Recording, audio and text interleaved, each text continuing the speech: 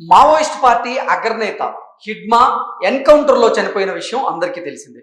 అయితే హిడ్మా ఎన్కౌంటర్కి విజయవాడకి చెందినటువంటి ఇద్దరు బడా వ్యాపారులకి సంబంధాలు ఉన్నట్లుగా మావోయిస్ట్ పార్టీ ఒక కీలకమైనటువంటి ప్రకటన చేసింది.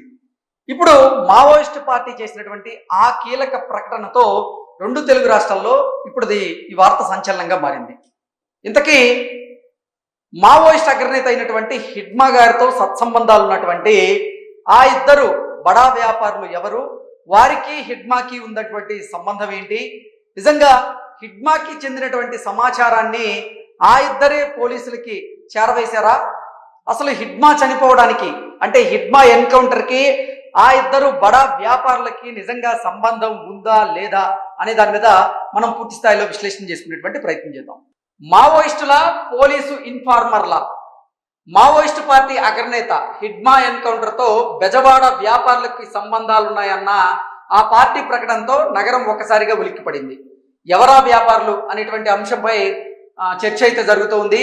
హిడ్మా అనారోగ్యానికి గురయ్యాడని, చికిత్స కోసం నిరాయుధుడై విజయవాడ వచ్చాడని, అందుకు ఆ ఇద్దరు వ్యాపారులు సహకరించారని, వీరితో పాటు తమ పార్టీ సభ్యుడైనటువంటి ఒకరు పోలీసులకి సమాచారం ఇవ్వడం వల్లే హిడ్మా విజయవాడలో పట్టుబట్టాడని, అతన్ని హత్య చేసి మారేడుమిల్లిలో ఎన్కౌంటర్ చేశామని చెప్పారంటూ ఆ ప్రకటనలో పేర్కొనడం సంచలనంగా మారుతోంది.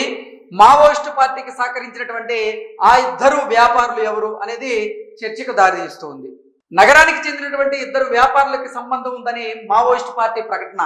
చికిత్స కోసం హిడ్మాను నగరానికి తీసుకొచ్చినటువంటి వ్యాపారులు ఇక్కడి నుంచి మారేడుమిల్లి తీసుకువెళ్లి ఎన్కౌంటర్ చేశారని ఆరోపణ.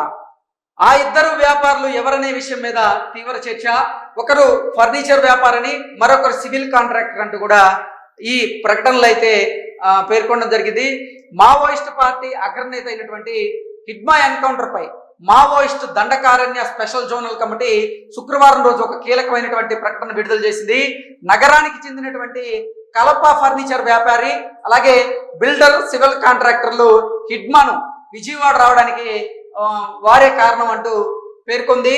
ఈ వ్యాపారులిద్దరూ హిడ్మా గురించినటువంటి సమాచారాన్ని పోలీసులకి చేరవేశారనేది మావోయిస్టు పార్టీ ఆరోపణ. అసలు ఈ వ్యాపారులిద్దరూ ఎవరు, పోలీసుల ట్రాప్ లో ఉండి బలవంతంగా హిడ్మా సమాచారాన్ని పోలీసులకు అందించారా, మావోయిస్టులకు కొరియర్లుగా ఉంటూ పోలీసులకు ఇన్ఫార్మర్లుగా వారు మారారా అనేటువంటి ప్రశ్నలు అయితే ఉత్పన్నమవుతూ ఉన్నాయి. మావోయిస్టులతో సంబంధాలు ఎలా ఉన్నాయనేది ఒకసారి మనం పూర్తి స్థాయిలో విశ్లేషణ చేసుకుంటే, బెజవాడ వ్యాపారులకు మావోయిస్ట్ అగ్రనేతతో ఎలా సంబంధాలు కుదిరాయి అనేది చర్చగా మారింది. మావోయిస్టు పార్టీ అగ్రనేతలు తమ కొరియర్లుగా ఉండే వారిని విశ్వసిస్తూ ఉంటారు. అది కూడా కొద్ది సంవత్సరాలు వారికి వేరే బాధ్యతలు అప్పగించి వారి పనితీరును గమనించిన తర్వాతే వారి మీద నమ్మకాన్ని ఏర్పరచుకొని కీలక సమాచారాన్ని వారితో పంచుకుంటారు. తమ కదలికలకు సంబంధించినటువంటి సమాచారాన్ని కూడా అప్పుడప్పుడు వారితో పంచుకుంటూ ఉంటారు. దేశంలోనే మోస్ట్ వాంటెడ్ మావోయిస్ట్ అయినటువంటి హిడ్మా వంటి వారితో పరిచయాలు, సంబంధాలు అంటే ఆషామాషిగా ఉండదు. ఆ ప్రకటన మేరకు హిడ్మాను విజయవాడ తీసుకురావడంలో ఆ ఇద్దరు వ్యాపారులు కీలక పాత్ర పోషించారని తెలుస్తోంది. అలాంటప్పుడు మావోయిస్టులతో వీరికి ఎంతకాలంగా పరిచయాలు, సంబంధాలు ఉండి ఉండవచ్చు అనేది మనం అంచనా వేసుకోవచ్చు. బిల్డర్స్, అలాగే సివిల్ కాంట్రాక్టర్ ద్వారా కానూరు ఆటో నగర్లో ఒక భవనం తీసుకొని ఉంటారా అనేటువంటి అనుమానాలు కూడా వ్యక్తమవుతూ ఉన్నాయి. గతంలో మాదిరిగానే నగరంలో 1990లో మావోయిస్టు సానుభూతిపరుడు, కొరియర్ అయినటువంటి సాయి ఉదంతం 3.5 దశాబ్దాల తర్వాత స్ఫురణకు వస్తూ ఉంది.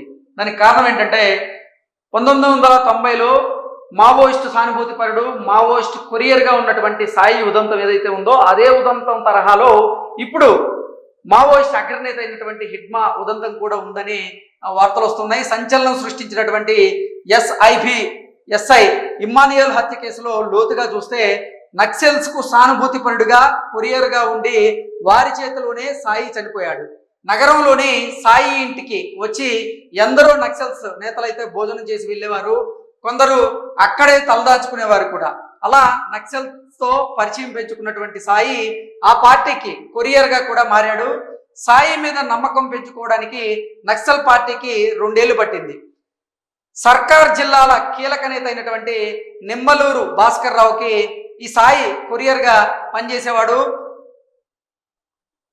ఎప్పుడైతే సాయి ఈ భాస్కర్ రావుకి కొరియర్గా పనిచేయడం మొదలుపెట్టాడో ఆ 4 నెలలకే నిమ్మలూరి విజయ్ భాస్కర్ పోలీసులకి పట్టుబడ్డాడు. దీనిపై పార్టీ విచారణ జరిపి సాయి ద్వారా సమాచారం వెళ్ళిందని తెలుసుకుంది. సాయిని నల్లమల అడవులకు పిలిపించి వాస్తవాలు రాబట్టారు. విజయవాడ ఎస్ఐబిలో పనిచేసేటువంటి ఎస్ఐ ఇమ్మాన్యుయల్ రాజ్ సాయిని తన ఆధీనంలోకి తీసుకుని కొరియర్గా తాను చేరవేసేటువంటి లేఖలన్నింటినీ చదివేవాడని, తనకు పలుమార్లు ఆర్థిక సహాయం చేశాడని, తన కుటుంబాన్ని చంపేస్తానని బెదిరించడం వల్ల నేను ఈ సమాచారాన్ని ఇమ్మాన్యుయల్ రాజ్కి ఇవ్వాల్సి వచ్చిందంటూ సాయి ఈ మావోయిస్టులకు తెలియజేశారని, అదంతా తెలుసుకున్న తర్వాత మావోయిస్టులు నల్లమల్లలోనే సాయిని చంపేశారన్నట్లుగా కొన్ని వార్తలు వచ్చాయి.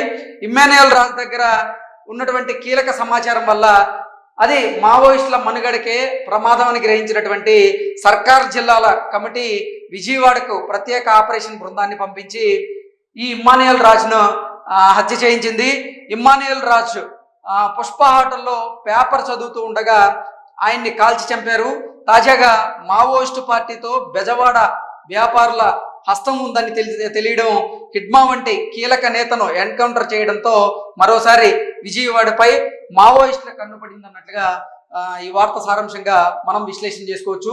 సో ఇంతకీ ఈ హిడ్మా సమాచారాన్ని పోలీసులకి చేరవేసినటువంటి ఆ ఇద్దరు విజయవాడకి చెందినటువంటి వ్యాపారులు ఎవరు అనేది స్పష్టంగా ఇవ్వలేదు. కానీ అంటే ఆ ఇద్దరు వ్యాపారులు ఒకరేమో కలప ఫర్నిచర్ వ్యాపారని, ఇంకొకరు బిల్డర్ సివిల్ కాంట్రాక్టర్గా పనిచేసేవారని, వారికి హిడ్మాతో పరిచయాలు ఏర్పడ్డాయని, హిడ్మా అనారోగ్య సమస్యలతో ఇబ్బంది పడుతూ తాను వైద్యం చేయించుకునేందుకు విజయవాడ వచ్చాడని, తన వైద్యానికి కావాల్సినటువంటి సదుపాయాలన్నీ ఇద్దరు బడా వ్యాపారులే ఏర్పాటు చేశారని, అయితే హిడ్మా విజయవాడ వచ్చినటువంటి సమాచారాన్ని కూడా ఆ ఇద్దరు వ్యాపారులే ఇంకొకరితో కలిసి పోలీసులకి ఆ సమాచారం అందించారనేటువంటి ఆరోపణలు అయితే వారి మీద ఉన్నాయి.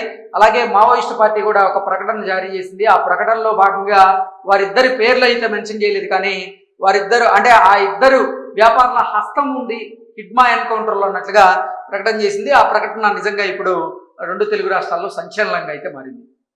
Thank you so much.